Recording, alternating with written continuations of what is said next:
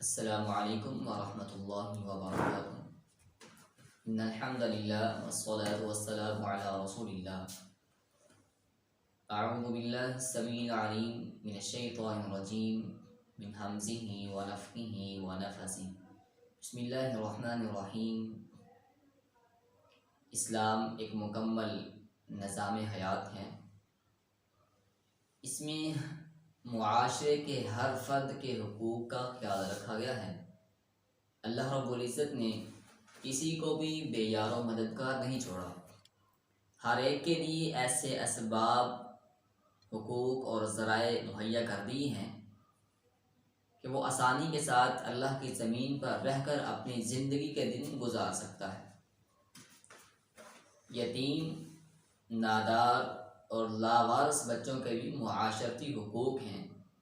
ان کے مکمل کفالت ان کے حقوق کی پاسداری ہے، اور ان سے منہ موڑ دینا ان کے حقوق کی پامالی ہے۔ یتیم کے حقوق پر اسلام نے بہت زیادہ زور دیا ہے۔ اس کا اندازہ آپ اس بات سے بھی لگا سکتے ہیں کہ قرآن مجید میں تقریباً 23 مختلف مقامات پر اللہ رب العزت نے یتیم کا ذکر کیا ہے، جن میں یتیموں کے ساتھ حسن سلوک، ان کے اموال کی حفاظت اور ان کی نگہداشت کرنے کی تلقین کی گئی ہے، اور ان پر ظلم اور زیادتی کرنے، ان کے حقوق کو پامال کرنے والے کے لیے وعید بھی بیان کی گئی ہے۔ جس انسان کے زیر سایہ کوئی یتیم ہو تو اسے چاہیے کہ وہ اس یتیم کی اچھی پرورش کرے، بلکہ نبی مکرم صلی اللہ علیہ وسلم نے ایسے انسان کو بشارتیں دی ہیں۔ ایسے لوگوں کے لیے شریعت اسلامیہ نے انہیں خوشخبریاں سنائی ہیں جو کسی یتیم کے ساتھ اچھا سلوک کرتے ہیں، کسی یتیم کے ساتھ حسن سلوک سے پیش آتے ہیں، کسی یتیم کے سر پر دست شفقت رکھتے ہیں اور کسی یتیم کی کفالت کی ذمہ داری لیتے ہیں، جیسا کہ نبی رحمت صلی اللہ علیہ وسلم کا فرمان ہے، مسند احمد میں ہے۔ سیدنا امامہ باہلی، سیدنا ابی امامہ رضی اللہ تعالیٰ عنہ اس حدیث کے راوی ہیں۔ رحمت دو عالم صلی اللہ علیہ وسلم فرماتے ہیں، وَمَنْ أَحْسَنُ إِلَىٰ يَتِيمَةٍ أَوْ يَتِيمٍ وَهُوَ فِي الْجَنَّةِ وَمَنْ أَحْسَنُ إِلَىٰ يَتِيمَةٍ أَوْ يَتِيمٍ عِنْدَهُ كُنْتُ أَنَا وَهُوَ فِي الْجَنَّةِ كَهَاتَيْنِ وَقَارَنَ بَيْنَ أَصَابِعِ إِصْبَعَيْهِ۔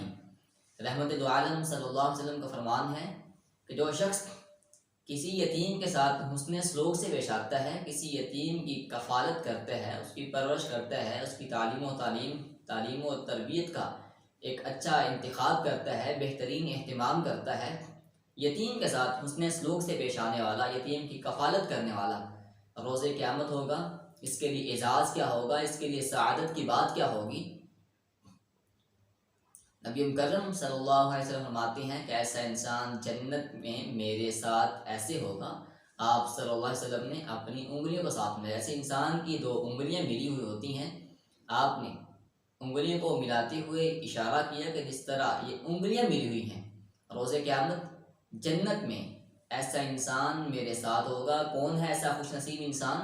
جو یتیم کے سر پر دست شفقت رکھنے والا ہے، کسی یتیم کی کفالت کرنے والا ہے، کسی یتیم کے حقوق کی پاسداری کرنے والا ہے، اس کی تعلیم و تربیت کا ایک بہترین اہتمام کرنے والا ہے۔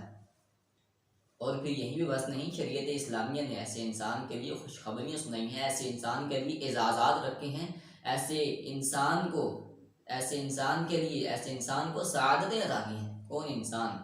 یتیم کے ساتھ حسن سلوک کرنے والا ہے۔ مگر افسوس یہ ہے کہ جس طرح یتیم کے ساتھ شریعت اسلامیہ نے حسن سلوک کی تلقین کی گئی، ہمارے معاشرے میں بعین ہی اس سے بڑھ کر یتیم کے حقوق کو غصب کیا جاتا ہے، اور عموماً یتیم کے حقوق کو غصب کرنے والے، اس پہ ظلم و ستم کرنے والے، اس کے حقوق کی پامالی کرنے والے اپنے ہی عزیز و اقارب ہوتے ہیں۔ اپنے ہی عزیز و اقارب اس یتیم کے حقوق کو غصب کر رہے ہوتے ہیں اور اس کو ظلم و ستم کا شکار کر رہے ہوتے ہیں۔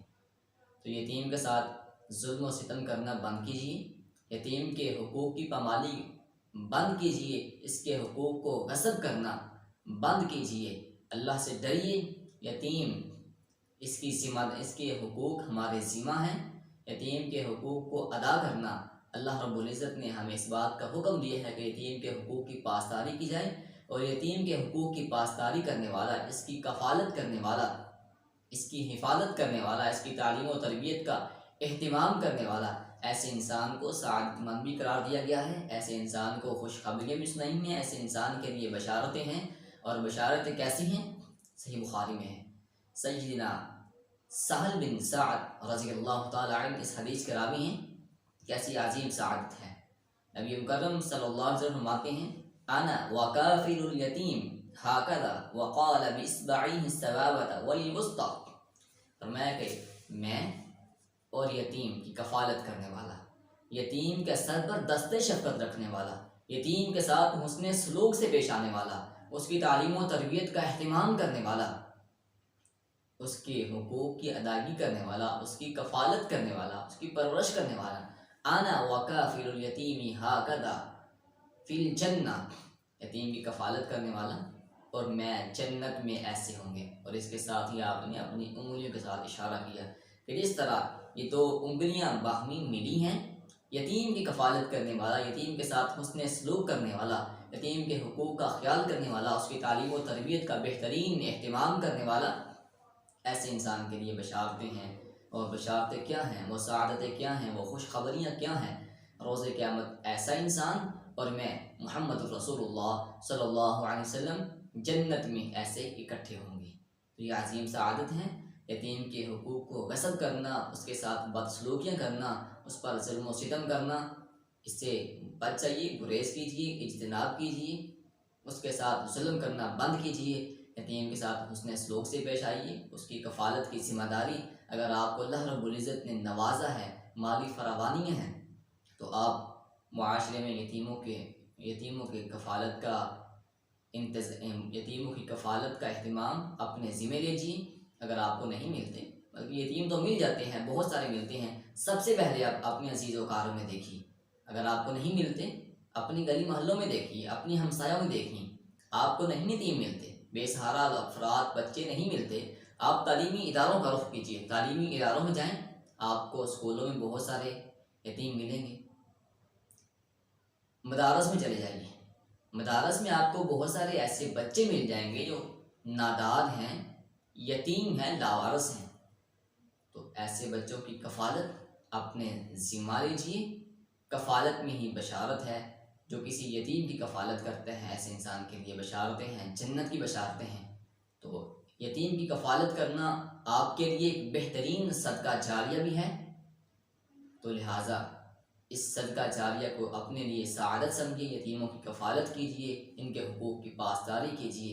اللہ رب العزت ہمیں یتیموں کے یتاماں کے حقوق کی پاسداری کرنے کی توفیق عطا فرمائے۔ وما توفیقی الا باللہ۔ السلام علیکم ورحمۃ اللہ وبرکاتہ۔